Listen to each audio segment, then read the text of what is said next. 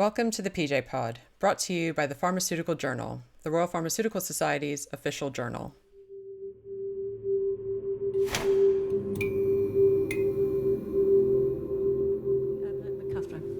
Thank you, Chair.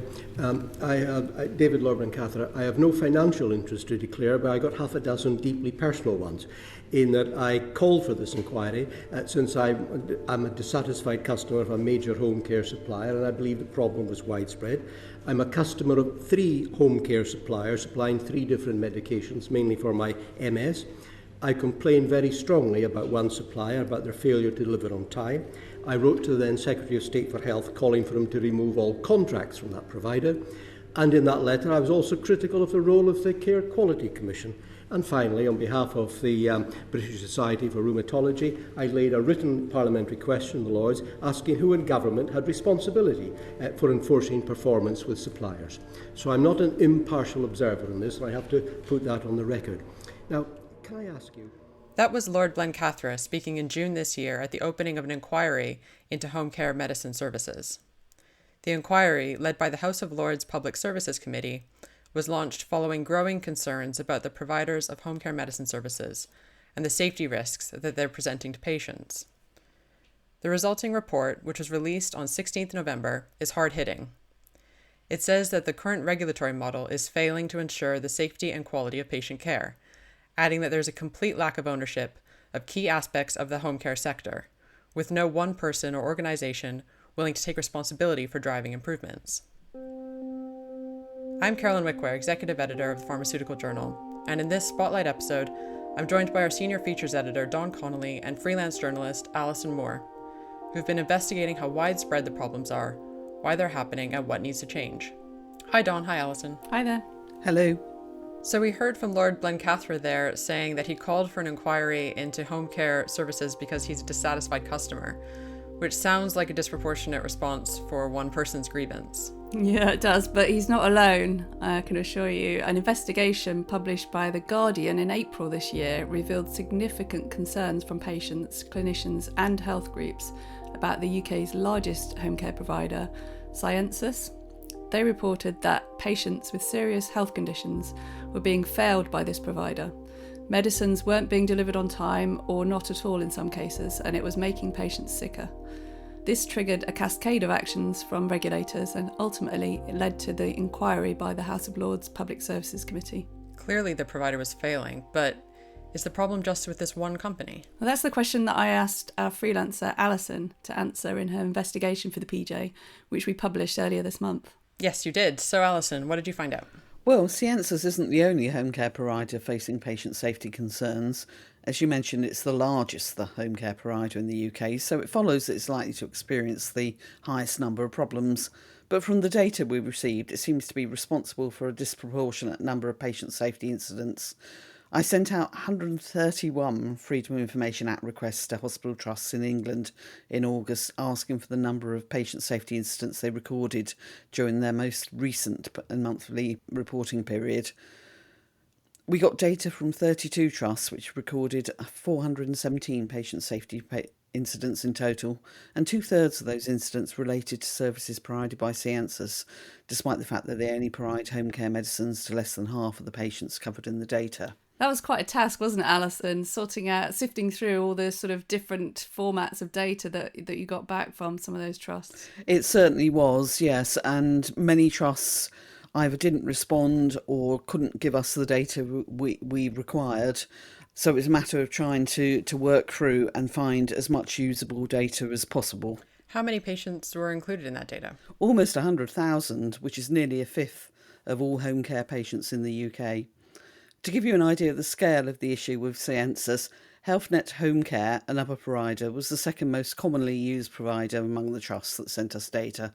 They cover 22% of this patient group, but only account for 2% of the patient safety incidents. Wow, okay. What would be considered a patient safety incident? Well, according to the National Reporting and Learning Service, it's any event that led to actual harm to a patient or had the potential to harm a patient. So are those patient safety incidents because deliveries don't turn up? We don't have information on the reasons behind these incidents, but we did ask separately about the numbers of late and failed deliveries. What's the difference between late and failed deliveries? A failed delivery is one that didn't arrive on the planned day, whereas a late delivery is when the medicine arrived on the right day, but not at the right time. 34 trusts told us they use Sciensus to provide home care and were able to provide data on failed deliveries. On average, they said that 8% of Sciensus deliveries failed. Looking at late deliveries, HealthNet Home Care had the highest average rate of late deliveries, so Hospital Trust told us that an average of 16% of HealthNet Home Care deliveries arrived late.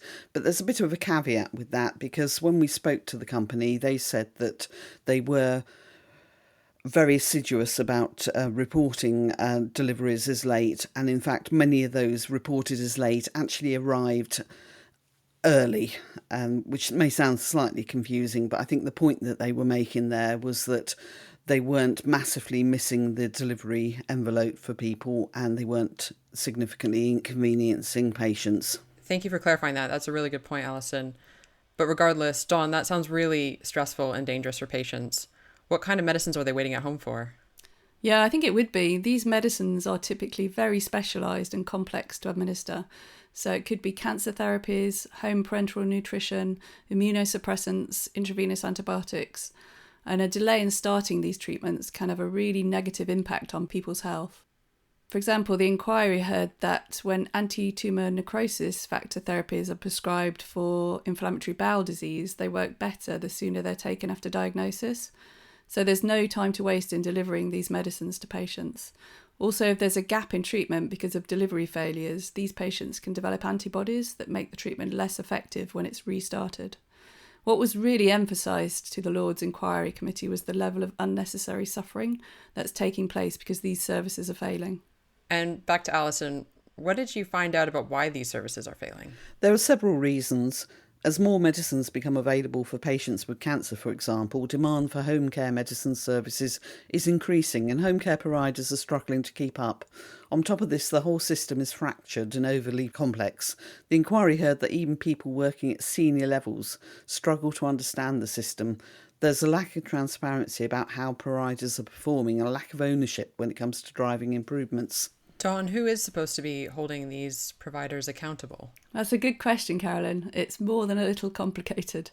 On a day-to-day basis, chief pharmacists are responsible for the home care services provided by their trusts, and performance is measured against 27 key performance indicators that have been set nationally. All hospitals should get reports on these KPIs each month. In terms of regulation, different aspects of home care services are monitored by different regulators. So the General Pharmaceutical Council will regulate the pharmaceutical services that these providers deliver, but the MHRA regulates the drug manufacturing and licensing aspect of the service. And then there's the Care Quality Commission, which regulates nursing elements of the service provision. Wow, okay, that does sound very complicated.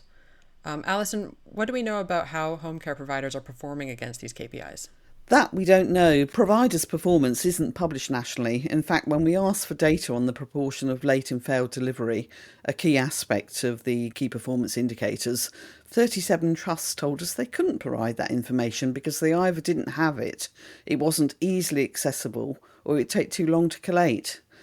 But even if we did have this information, home care providers don't have a target for the number of KPIs they need to meet, so there's still no official way of distinguishing what's a good home care provider from one that might be said to be failing, except in extreme cases where patient safety is at risk. Which is too late.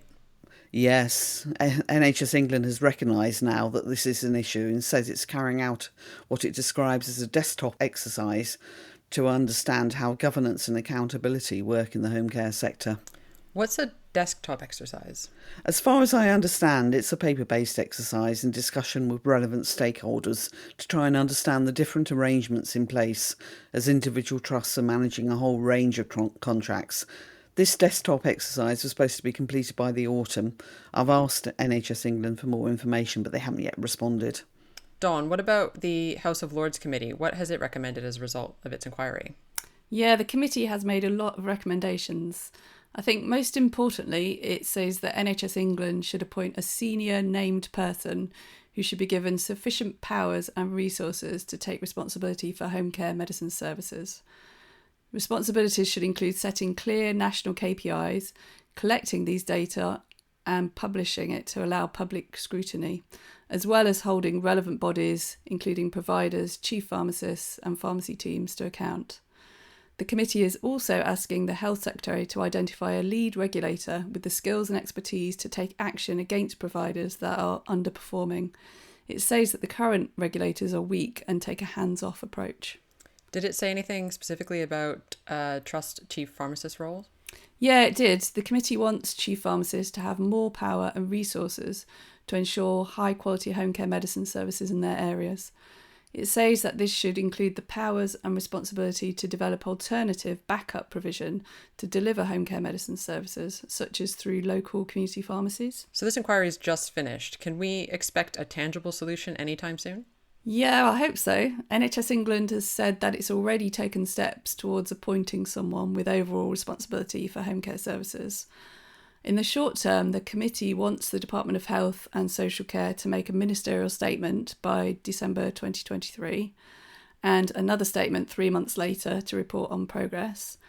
And in the long term, the committee is calling for a full-scale independent review to start no later than April 2024. And it wants that to find answers to what it calls the more embedded structural problems within the system, like procurement, competition, enforcement powers and resources. Well, they clearly have their work cut out for them, but it does sound like there may be some progress towards making sure home care patients are being looked after properly. Yes, I hope so. I think chief pharmacists may be key to this. I think they probably need a bit more power, and they certainly need more information about what's happening to the patients who are ultimately their responsibility. I think many of them will probably be struggling to get the information they need at the moment and to ensure that those patients get the best care possible. Hopefully there will be changes.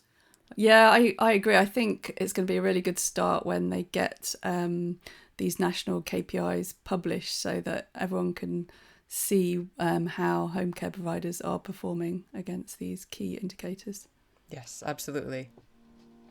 Thank you, Alison and Dawn, for your investigation into this. As ever, if any of our listeners want to get in touch on social media, use the hashtag PJPod or email us at editor@pharmaceutical-journal.com.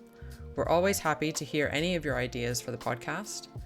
This Spotlight episode is part of the November digital issue, which can be found on our homepage, pharmaceutical-journal.com. Bye for now. Bye-bye. Bye.